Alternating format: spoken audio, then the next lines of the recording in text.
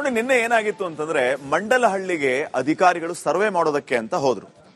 ಈ ಸಂದರ್ಭದಲ್ಲಿ ರೈತರು ವಿರೋಧವನ್ನ ವ್ಯಕ್ತಪಡಿಸಿದ್ರು, ಸರ್ವೆ ಮಾಡುವಂತಿಲ್ಲ ಅಂತ ಹೇಳಿ. ಯಾವ ಕಾರಣಕ್ಕೆ ವಿರೋಧ ವ್ಯಕ್ತಪಡಿಸಿದ್ರು ಅಂತಂದ್ರೆ, ಯಾವ ರೈತ ಭೂಮಿ ಕೊಡೋದಕ್ಕೆ ಒಪ್ಕೊಂಡಿದಾರೋ ನೀವು ಅಲ್ಲಿ ಹೋಗಿ ಸರ್ವೆ ಮಾಡಿ, ನಮ್ಮ ಯಾವುದೇ ರೀತಿ ತಕರಾರಿಲ್ಲ. ಆದರೆ ಯಾರು ಭೂಮಿ ಕೊಡೋದಕ್ಕೆ ಒಪ್ಕೊಂಡಿಲ್ವೋ ಅಂತವರ ಭೂಮಿಯನ್ನ ನಾವು ಯಾವುದೇ ಕಾರಣಕ್ಕೂ ಸರ್ವೆ ಮಾಡೋದಿಲ್ಲ ಅಂತ ಹೇಳಿ ಒಂದು ಹಿಂಬರಹವನ್ನ ಬರೆದು ಕೊಡಿ ಅಂತ ಅಧಿಕಾರಿಗಳ ಜೊತೆಗೆ ಮಾತಾಡುವಂತ ಸಂದರ್ಭದಲ್ಲಿಯೇ ಇವ್ರ ಪಾಡಿಗೆ ಇವರು ಹೋಗಿ ಅಲ್ಲಿ ಸರ್ವೆಯನ್ನ ಮಾಡೋದಕ್ಕೆ ಮುಂದಾದ್ರು. ಇದು ರೈತರನ್ನ ಕೆರಳಿಸ್ತು. ಅವಾಗ ಏನ್ ಮಾಡಿದ್ರು, ಪೊರಕೆ ತಗೊಂಡು ಅಧಿಕಾರಿಗಳ ಮೇಲೆ ಹಲ್ಲೆ ಮಾಡೋದಕ್ಕೆ ಮುಂದಾದ್ರು. ಈಗ ಇದು ರಾಜಕೀಯವನ್ನ ತಿರುಗಿ ನೋಡುವಂತೆ ಮಾಡಿದೆ, ರಾಜಕೀಯ ಎಂಟ್ರಿ ಆಗಿದೆ ಅನ್ನುವಂತಹ ಚರ್ಚೆಗಳು ಆಗ್ತಾ ಇದೆ. ಹೆಂಗೆ ಅಂತಂದ್ರೆ, ಈ ಪ್ರಹಸನದ ಹಿಂದೆ ಕುಮಾರಸ್ವಾಮಿ ಅವರು ಮಾಸ್ಟರ್ ಮೈಂಡ್ ಇದೆ ಅಂತ ಹೇಳಿ ಕಾಂಗ್ರೆಸ್ ಆರೋಪ ಮಾಡ್ತಾ ಇದೆ. ಈ ಆರೋಪ ಪ್ರತ್ಯಾರೋಪಗಳ ಮಧ್ಯೆ ಈಗ ಅಖಾಡಕ್ಕೆ ದೊಡ್ಡಗೌಡರ ಎಂಟ್ರಿ ಕೂಡ ಆಗಿದೆ. ದೊಡ್ಡಗೌಡರು ಏನ್ ಡೆಡ್ ಲೈನ್ ಕೊಟ್ಟಿದ್ದಾರೆ ಸರ್ಕಾರಕ್ಕೆ, ಏನ್ ಮಾತಾಡಿದ್ದಾರೆ ನೋಡ್ಕೊಂಡ್ ಬನ್ನಿ ವರದಿಯಲ್ಲಿ.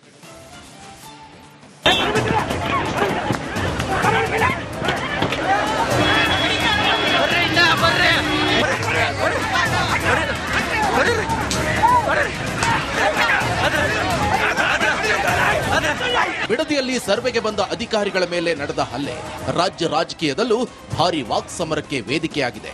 ಒಂದು ಕಡೆ ಬಿಡದಿ ಟೌನ್ಶಿಪ್ ವಿರೋಧಿ ಹೋರಾಟ ರಾಜ್ಯ ಸರ್ಕಾರ ವರ್ಸಸ್ ರೈತರ ಕದನವಾಗಿ ಕಂಡ್ರು. ಇದು ನೇರ ಕುಮಾರಸ್ವಾಮಿ ಮತ್ತು ಡಿಕೆ ಶಿವಕುಮಾರ್ ನಡುವಿನ ಜಿದ್ದಿನ ಕಾಳಗವಾಗಿ ಮಾರ್ಪಟ್ಟಿದೆ. ಅದರಲ್ಲೂ ನಿನ್ನೆ ಅಧಿಕಾರಿಗಳ ಮೇಲಿನ ಹಲ್ಲೆ ಕುಮಾರಸ್ವಾಮಿ ಕೃಪಾಪೋಷಿತ ನಾಟಕ ಮಂಡಳಿಯ ಪಿತೂರಿ ಅಂತ ಕಾಂಗ್ರೆಸ್ ಆರೋಪಿಸುತ್ತಿದೆ.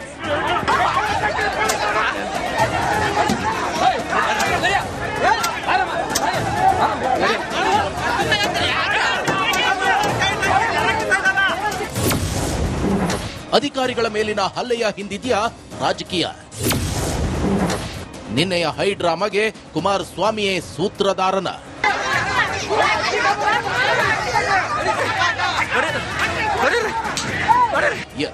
ನಿನ್ನೆ ಬಿಡದಿಯ ಮಂಡಲಹಳ್ಳಿಯಲ್ಲಿ ನಡೆದ ಗಲಾಟೆ ಗದ್ದಲ ಹೈ ಡ್ರಾಮಾಗಳೆಲ್ಲ ಕುಮಾರಸ್ವಾಮಿಯ ಮಾಸ್ಟರ್ ಮೈಂಡ್ ಅಂತೆ.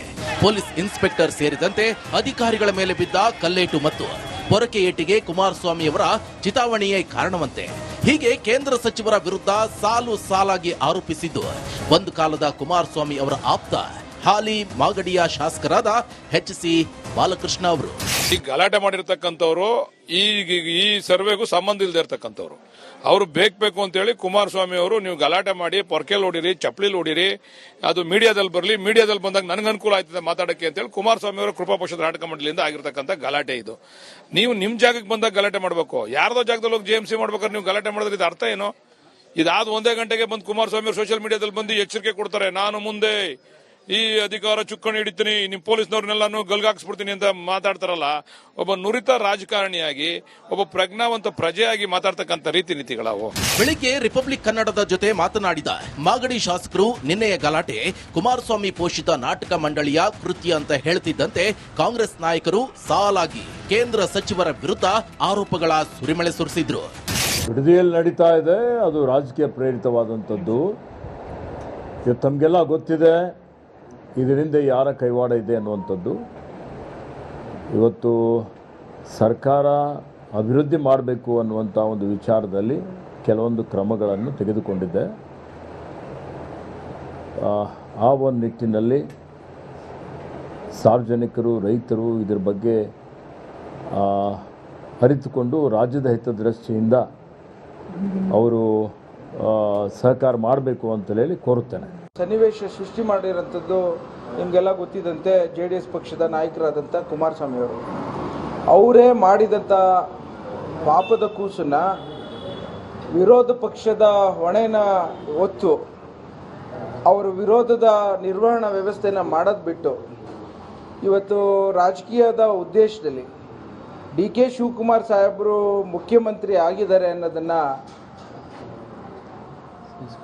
ಸಹಿಸಿಕೊಳ್ಳದಲೆ ಪ್ರತಿ ಹಂತದಲ್ಲೂ ಅಡಚಣೆ ಮಾಡಬೇಕು ಅಂತ ಪ್ರಚೋದನಾ ಹೇಳಿಕೆಗಳನ್ನು ಕೊಟ್ಕೊಂಡು ಈ ಒಂದು ಸನ್ನಿವೇಶಗಳನ್ನು ಸೃಷ್ಟಿ ಮಾಡೋಂಥದ್ದು ನಿಪುಣರು ಅನ್ನೋದನ್ನು ತೋರಿಸ್ಕೊಡ್ತಾ ಇದ್ದಾರೆ. ಇನ್ನು ನಿನ್ನೆ ಅಧಿಕಾರಿಗಳ ಮೇಲೆ ಹಲ್ಲೆ ಮಾಡಿದ 20ಕ್ಕೂ ಹೆಚ್ಚು ರೈತರ ವಿರುದ್ಧ ಪೊಲೀಸರು ಎಫ್ಐಆರ್ ದಾಖಲಿಸಿದ್ದಾರೆ.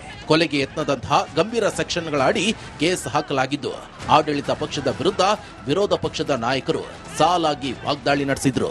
ಮುಖ್ಯಮಂತ್ರಿಗಳು ರೈತರ ಮೇಲೆ ಕೇಸನ್ನ ದಾಖಲು ಮಾಡಿ ಅವ್ರನ್ನ ಬೆದರಿಸಿ ಹೆದರಿಸಿ ರೈತರನ್ನ ಬೀದಿಗೆ ತಂದು ಜಮೀನನ್ನ ಕಸ್ಕೊಳ್ಬಹುದು ಅನ್ನುವ ಭ್ರಮೆನಲ್ಲಿ ಅವರೇನಾರ ಇದ್ರೆ ಆ ಭ್ರಮೆಯಿಂದ ಹೊರಗೆ ಬರಬೇಕು ಅಂತೇಳಿ ತಮ್ಮ ಮುಖೇನ ನಾನು ಆಗ್ರಹ ಪಡಿಸ್ತಾ ಇದ್ದೇನೆ.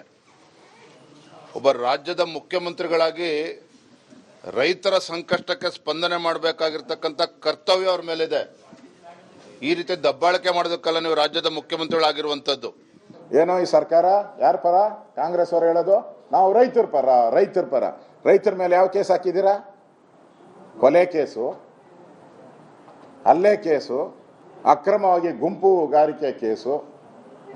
ಇದು ರೈತರ ಸರ್ಕಾರನ? ಇದು ರೈತ ವಿರೋಧಿ ಕೆಲಸ. ಇದನ್ನ ಈ ತರ FIR ಹಾಕಿ ರೈತರನ್ನ ಬೆದರಿಸ್ತೀನಿ ಅಂತ ಹೇಳಿದ್ರೆ ಅದು ನಿಮ್ಮ ಕೈಲಿ ಸಾಧ್ಯ ಇಲ್ಲ. JMC ಮಾಡಕ್ ಬಂದಂತ ಸಂದರ್ಭದಲ್ಲಿ ರೈತರು ಏಕಾಏಕಿ ಆಕ್ರೋಶ ಭರಿತರಾಗಿ ಕೈಯಲ್ಲಿ ಪರ್ಕೆಯನ್ನ ಇಟ್ಕೊಳ್ತಕ್ಕಂತ ಒಂದು ಸನ್ನಿವೇಶ ಸೃಷ್ಟಿಯಾಗಿದೆ ಅಂದ್ರೆ ಇದಕ್ಕೆ ನೇರ ಹೊಣೆ ರಾಜ್ಯ ಸರ್ಕಾರ ಜೊತೆಯಲ್ಲಿ ಅಲ್ಲಿರ್ತಕ್ಕಂಥ ಚುನಾಯಿತಿ ಪ್ರತಿನಿಧಿಗಳು. ಆ ಭಾಗದಲ್ಲಿ ಒಂದು 26 ಹಳ್ಳಿಗಳು ಬರುತ್ತೆ, ಅದರಲ್ಲಿ 9 ರೆವಿನ್ಯೂ ಗ್ರಾಮಗಳು ಬರುತ್ತೆ. 2 ಪಂಚಾಯಿತಿಗಳಲ್ಲಿ ಸುಮಾರು 9,600 ಎಕರೆಯಷ್ಟು ಇವತ್ತು ಅಕ್ವಿಸಿಷನ್ ಮಾಡ್ಕೋಬೇಕು ಅಂತ ಹೊರಟಿದ್ದಾರೆ. ಅಕ್ವಿಸಿಷನ್ ಮಾಡೋದಕ್ಕೆ ಕಾರಣ ಏನು? ಸಿಟಿ ಮಾಡ್ತೀವಿ, ಸ್ಮಾರ್ಟ್ ಸಿಟಿ ಮಾಡ್ತೀವಿ ಅಂತಾರೆ. ಇಷ್ಟು ದಿನ ಬಿಡದಿ ಟೌನ್ಶಿಪ್ ವಿರೋಧಿ ಹೋರಾಟದ ಬಗ್ಗೆ ಮೌನವಾಗಿದ್ದ ಮಾಜಿ ಪ್ರಧಾನಿ ದೇವೇಗೌಡರು ಇಂದು ರಂಗ ಪ್ರವೇಶ ಮಾಡಿದ್ರು. ರಾಜ್ಯ ಸರ್ಕಾರ ಇಡೀ ಯೋಜನೆಯನ್ನೇ ಕೈ ಬಿಡಬೇಕು ಅಂತ ದೊಡ್ಡಗೌಡರು ಸರ್ಕಾರಕ್ಕೆ ಡೆಡ್ಲೈನ್ ನೀಡಿದ್ದಾರೆ. ಅದು ಸದ್ಯ ಅನ್ನೋದನ್ನ ತಪ್ಪಿಸಿ ಈ ಒಂದು ನಿಮ್ಮ ಯೋಚನೆ ಏನಿದೆ ಇದನ್ನು ಕೈ ಬಿಡಬೇಕು ಅಂತೇಳಿ ನಾನು ನಿಮ್ಮಲ್ಲಿ ಸವಿನಯವಾಗಿ ಪ್ರಾರ್ಥನೆ ಮಾಡಿದೆ. ಭಾರತೀಯ ಜನತಾ ಪಾರ್ಟಿಯವರು ಇದಕ್ಕೆ ಬೆಂಬಲ ಕೊಟ್ಟಿದ್ದಾರೆ, ಅವರನ್ನು ಕೂಡ ಹೈಕಮಾಂಡ್ ಓಲೈಕೆಗಾಗಿ ಸಿಎಂ ಶಿವಕುಮಾರ್ ಟೌನ್ಶಿಪ್ ಮಾಡ್ತಿದ್ದಾರೆ ಅಂತ ದೇವೇಗೌಡರು ಗುಟ್ರು ಹಾಕಿದ್ದು, ಸಿದ್ದರಾಮಯ್ಯ ಸರ್ವೆ ಮಾಡಲು ಅಧಿಕಾರಿಗಳನ್ನ ಕಳಿಸಲಿಲ್ಲ. ಈಗ DK ಶಿವಕುಮಾರ್ ಸರ್ವೆಗೆ ಕಳಿಸಿರೋದ್ಯಾಕೆ ಅನ್ನೋ ಚೆಕ್ಮೇಟ್ ಇಟ್ಟಿದ್ದಾರೆ.